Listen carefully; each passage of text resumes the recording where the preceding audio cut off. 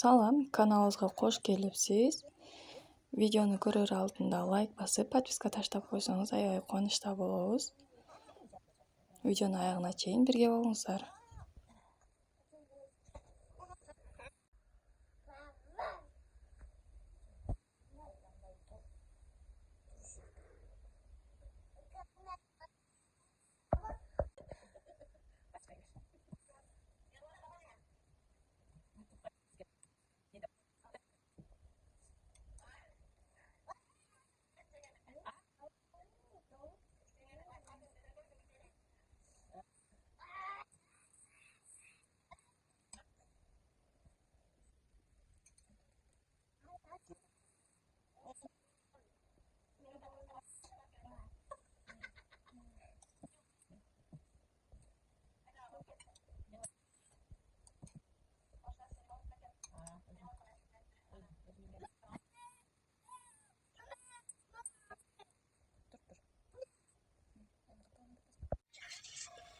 Алгач камырын даярдап алабыз. Сүткө дрожь салабыз.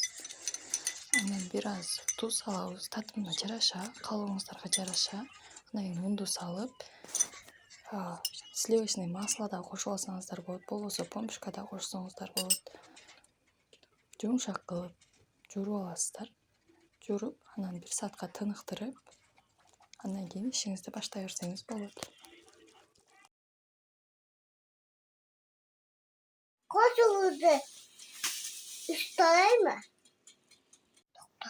Жөнөкөй эле фарш, сиздер көрүп тургандай, начинкасына фаршты даярдап бышырып алабыз. Духовкага деле бышырсаңыз болот, эч аябырмасы үчүн. Менде аэрогриль бышыруу оңой болгондуктан ушуга салып койдум. Өтө көпкө кактап албайсыздар. Бир аз эле жакшылап бышырып алсаңыздар болот.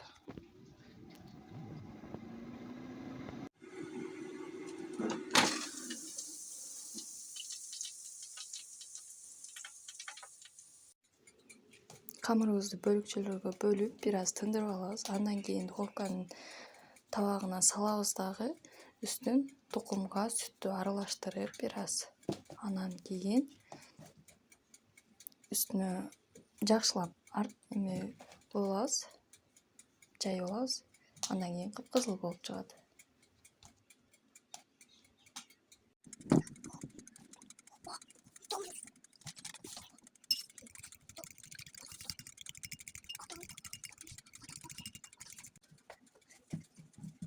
Bunu ne gösterir sabah? Bunu ne gösterir? Bunu ne gösterir sabah? Bunu ne gösterir? Bunu ne gösterir? Bunu ne gösterir? Bunu ne gösterir? Ne gösterir? Bunu ne gösterir? Bunu ne gösterir?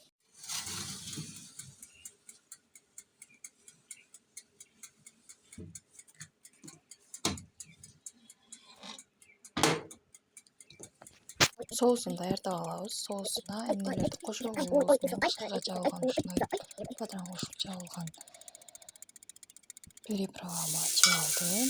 Бул аябай сонун болот. Ар ким өзүнүн фантазиясына жараша алат негизинен.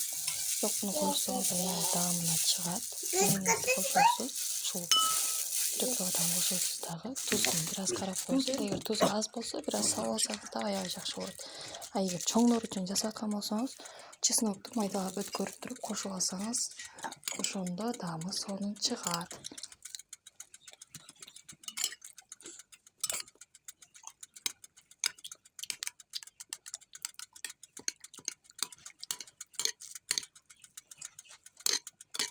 Ne kadar da sabah? Эми начинкасы даяр. Эти, соусу, анан салатный лист, Sabah mı? анан буга кошобуз куурулган тукум же сыр кошуп алсаңыз болот. Калыбыңыздарга жараша болот. Бул жакта булочкабыз да бышып калды.